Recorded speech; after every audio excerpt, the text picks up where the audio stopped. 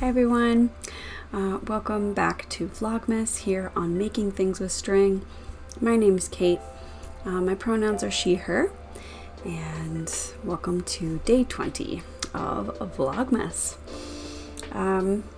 So let's get started first, as always, with my Advent yarn. So I opened up another skein of yarn from my Oxide Fade Advent Calendar by Hugh Loco.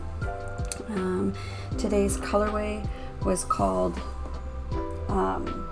Lapis Lazuli, and so this skein today is a little bit more purple leaning than previous days. So it's a very variegated yarn. It's got some rich purple colors, but also fades into some lighter like lavenders and a little bit of that rust color, rusty coppery color in there. Really pretty, so really love that. There are only 4 more skeins left in this calendar of mini skeins, and then on Christmas Day I'll open my full skein and see what that looks like. I think I'm gonna wait until I do that to decide for sure what I'll make, like which garment I'm gonna make with the yarn. But yeah, enjoying that. I can't believe how fast the month has gone by. So I did get a little bit of crafting done today, so I'll update you on that. I did not do any cross stitching though, so I didn't get any work done on my Lola Crow Creepy Christmas Village ornament. But I did focus on my Swedish weaving. So I'll give you a look at that. So I'm going to show it to you here, but I'll hopefully get some overhead footage as well to play while I'm talking about it. But I got my 9 rows in. I'm going to open the blanket up a little bit because I started knitting, or I started stitching on the other half of it. So where that little green stitch marker is in the middle is the middle, and so all of this I stitched today, plus 1 line up here on the other side. So now on this side of the fabric I've got 2 full repeats of the pattern, and I'm working on the first repeat down here. So I was reading a little bit more about how to finish off Swedish weaving, and you do sort of fray the edge on either side usually to make some fringe on the edge, and so the intention is not to go all the way to the edge usually. So I may not stitch all the way over to here. So we'll see.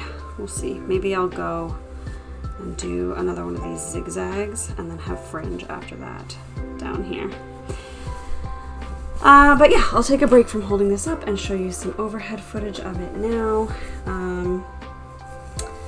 And I'm really enjoying doing this. And yeah, still hoping to get it finished in the next few days. So working away at it. Apart from that, I didn't get a whole lot of crafting done today. I did some other things. I did some more cleaning and some errands. And I also finalized what projects I want to stitch on New Year's Eve. So I'll tell you about that. And I also finalized what my WIPGO board will be for 2024. So I'll talk about that as well. Okay, so first let's talk about New Year's Eve. So New Year's Eve 12 by 12 is something that I've talked about before on this channel. It was created by Kia B, who I'll tag down below. And then now often Pam from Just Keep Stitchin' is also kind of involved in the planning and execution of this sort of community event for stitchers on New Year's Eve. And the idea is on New Year's Eve, you work on a different project every hour for the 12 hours leading up to midnight on New Year's Eve. You can do 12 new starts, you can work on 12 works in progress, whatever you want to do. Other people do different things as well, like they modify it. If, like me, you're not particularly motivated by only being able to spend an hour on a particular project, you can change things around. So I, last year, worked on 6 of my works in progress for 2 hours each, and I really enjoyed that. It worked well for me, so I want to do that again. I want to do 6 projects for 2 hours each. But I did want to do some new starts, so I decided to split it down the middle. I'll work on 3 existing works in progress, and I will start 3 new projects. I already talked the other day about one of the new projects that I've already decided that I want to start, and that is a stitching shelf, which is a Heaven and Earth Designs cross-stitch pattern. The art is by Amy Stewart, and I have been kitting this up. I've got all the floss together on cards / at least in a bag with with the rest of the project materials, and so that is one project that I'm going to work on for 2 hours on New Year's Eve.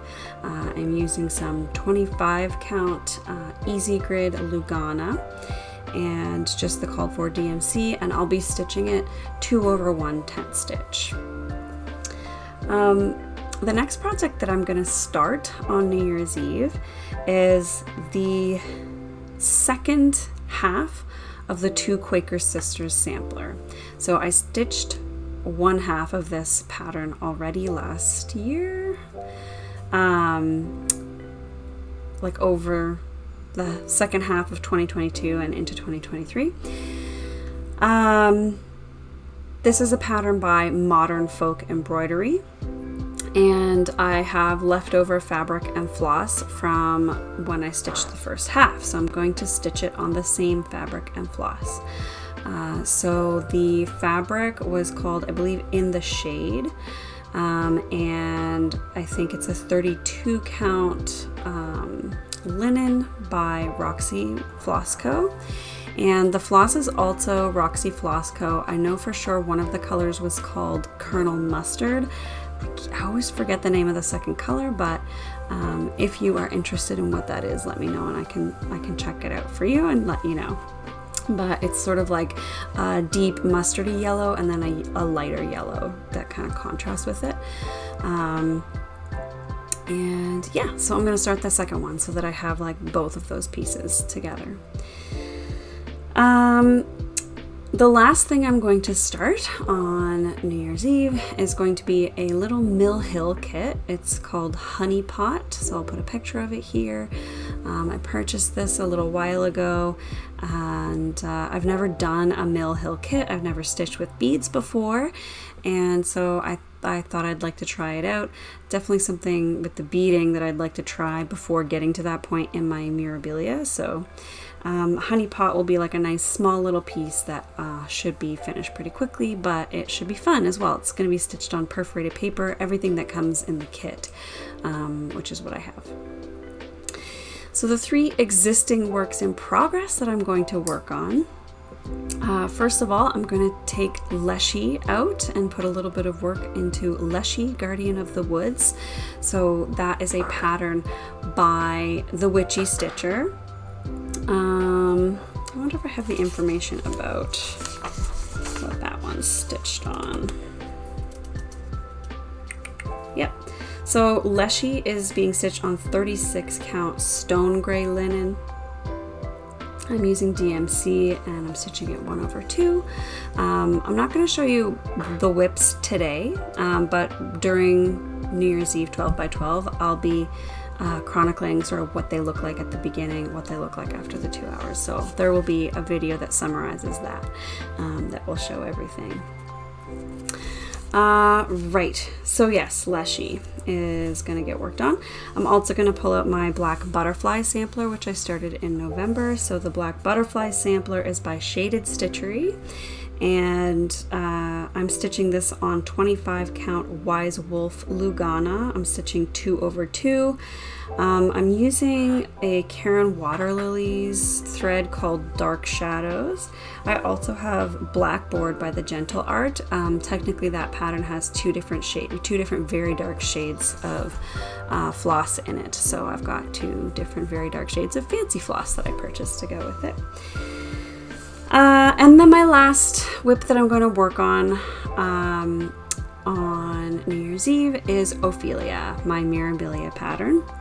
And Ophelia is being stitched on a 32 count Lugana, I believe olive green, but I'm not entirely sure. I'll correct that in the next video or in the video about New Year's Eve if that's not correct. And so yeah, really looking forward to getting more stitches into all of those, but especially it's been a long time since I worked on Ophelia, and I'm especially excited about getting started on a stitching shelf because I've been kind of itching to do that because I've been prepping for it and thinking about it a lot.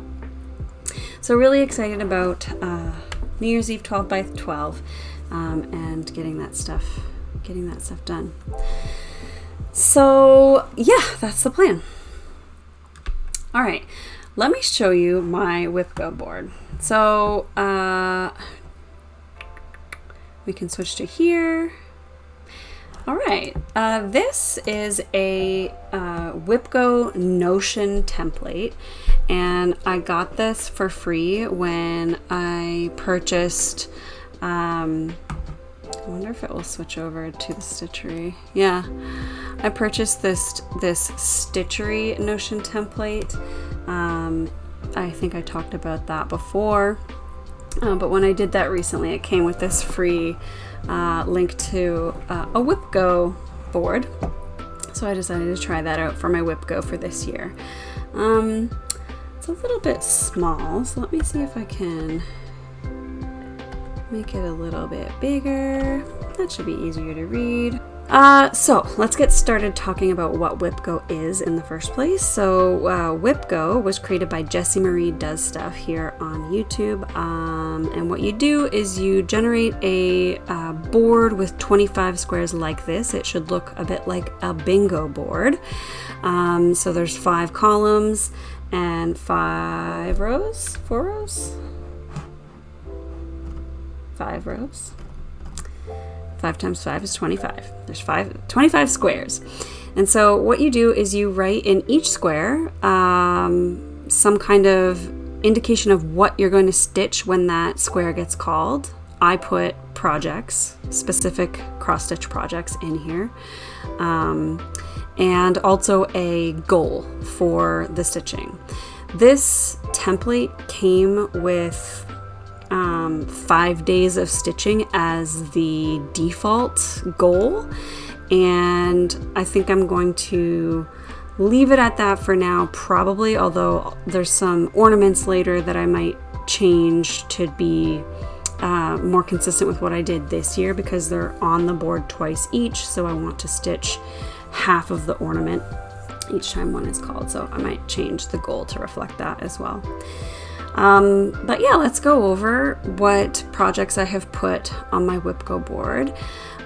For ones that I've already talked about on the video today, I won't put pictures up, but I'll toss pictures up for all the projects that I haven't talked about already today. So first on my WIPGO board is Stitching Shelf. So that's going to go on there. It's actually on there only once. So once it will get called and I'll stitch on it 5 times. Doesn't mean that's the only time I'll stitch on it during the year, but one time it will be specifically required for me to stitch on it in order to complete a WIPGO goal. Second day, I have chosen that Quaker Sister sampler, the second Quaker Sister sampler, so I've already talked about that. I've also already talked about Honey Pot, so these are my 3 new starts for New Year's Eve. Next is Leshy, then Black Butterfly Sampler, and then Ophelia. So these are all things we've talked about already today. Next up, I have my Stranger Things parody piece, and so this is a piece that I haven't worked on in quite some time. The design is by Backstitch Optional on Etsy, who's a local stitchy friend of mine here in Halifax, and yeah, I wanted to put kind of like all my WIPs on this board so that I get a little bit of progress on all of them. So Stranger Things is there. Similarly, I put my WIP Ragnarok on here. So Ragnarok is a pattern by Long Dog Samplers, and I've been working on that. If you've seen, watched some of my other videos, you'll have seen Ragnarok. So one of the WIPGO calls is going to go towards Ragnarok. Also, I have my TI4 Nebula, my Twilight Imperium 4 Nebula cross stitch. That was one that I generated myself using PicStitch, an online cross-stitch generating, free cross-stitch generating software. And yeah, it's a picture of the Nebula tile from the Twilight Imperium 4 board game. Okay, now we're getting into some ornaments. So I'm gonna stitch Gingerbread House number 1 by Cottage Garden Samplings. I believe that's who it's by. I stitched Gingerbread House 2 this year, and so next I'm going to stitch Gingerbread House 1. Kind of did them out of order. So I've got boxes 10 and 11 slated for Gingerbread House. So each time I do one of those, I'll try and stitch half of the gingerbread house. Next is Not All Were Sleeping. This is one of the Jingle Ball Bobble patterns from the Jingle Ball this year. And this one is by Lindy Stitches, and I just think it's very cute, little kitty cat with a mouse. So I'm going to stitch that one, and I've got 2 days allotted to that. I do use 13 as a free space. I don't fill it up. So next is a pattern called Jingle Bird. This is another Jingle Ball Bobble from 2023. It's by Satsuma Street, and it looks very cute. I think it's stitched on perforated paper, just like the one that she did from last year, and many of her little ornaments are. I've also got Winter Deer on here twice. Another Jingle Ball Bobble from Tiny Modernist. We also have from that same Jingle Ball Bobbles book, Peppermint Panda, which is from the Blue Flower. And we've got Santa Minikin, which is from Luminous Fiber Arts. And I can't go down any further here, so I'm cutting this off a little bit. But the last one is Season's Greetings, which is yet again from the Jingle Ball Bobbles book. And this one is from Teresa Kogut. Day 25 has 3 question marks, so I'm not entirely sure what I want to put in this one extra day. So let me know. I have some options, so let me know what you think. First of all, I could just leave it blank and have that one be like a pick whatever I want kind of pull. So that will just like allow me to randomly choose whatever I want. Nothing wrong with that, but it's not my favorite option really, because I've got the free space in the middle anyway, and each of these prompts shouldn't be taking me like the whole month anyway, so I am still always going to be able to stitch a little bit of what I want, so meh. The next thing is that there's 2 potential patterns that I have that I'd really like to get started at some point that I'm not starting already on New Year's Eve. And so this square could be start either of these projects, right? Because I'm starting all these ornaments, so why not start a bigger project? So the first one is Sleeping Bee by the Blue Flower. I bought this at Jingle Ball last year in 2022. And then the other one is Yule Goddess by Tiny Modernist, which I picked up at Jingle Ball this year. So I could put one of those projects on here and get that started as one of my WIPGO calls. The reason I don't necessarily want to go for that for sure is I kind of like the idea of completing WIPGO, you know, like bingo lines as a new start sort of reward opportunity, rather than the new start just being one of the random calls in the board. However, as I just mentioned, a lot of these WIPGO boxes are technically new starts, or new starts of little ornaments. So yeah, not too sure what I want to do there. So I think those are the three options that I could think of. So let me know down below, what do you think? Should I start one of those two patterns? And if so, which one do you think I should start first? Or should I just keep it sort of empty and have it be some kind of like randomly decided project? Let me know what you think. And then I guess this video now is sort of like a plans for the rest of the year and for next year. And so I wanted to remind you that in addition to WIPGO, I'll also be doing sort of two other things on a monthly basis. One is Stitch for Pride 2024, which I talked about in my video from yesterday, and I linked Dee's video about Stitch for Pride, so you can learn more about it by watching that video if you like.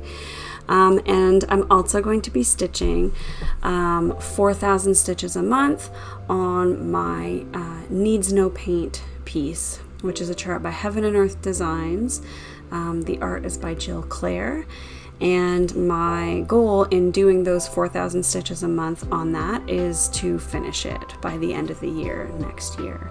So that decision to like chunk it up and finish it over the course of a year was motivated by completing the Modern Folk Embroidery 2023 stitch along this year, Reaching Skyward, which I just finished. And it just sort of made me realize as I was doing that, like, if I can finish that in a year by making myself do 4,000 stitches a month, I could finish this piece. And I had been waiting to start more full coverage pieces until I finished Reaching Sky, or until I finished Needs No Paint, because I didn't want to start a whole bunch of really big full coverage cross stitch pieces, because my fear is that if I do that, they'll never get finished. So making the plan that I think is very realistic to finish it next year, not only will be great because it'll be done, but it also gave me the sort of permission to allow myself to start a stitching shelf, which is another massive full coverage piece. Because I know that I'll be finished Needs No Paint, and then I can sort of switch to stitching shelf as a focus maybe after that. Although stitching shelf will take more than a year, absolutely. Probably will take 8 or more years. And 8 years is assuming that I work on it like quite regularly. So we may not do that with stitching shelf. That one, we'll see. I'm not sure. But yeah, that's about it for what I'm thinking, what my current plans are for the near future, with respect to my stitching and how my stitching is going to look in 2024. We will get our first WIPGO calls pretty soon. Usually Jessie Marie does the calls on like the 25th of the month before, so we should get January's numbers pretty soon. So that'll be exciting. Anyway, I think that's going to be it for me for today, but thanks again for watching. As always, let me know down in the comments below what you think about my WIPGO, or if you have any opinions about that day that I haven't chosen anything for yet. And I will see you tomorrow. Bye.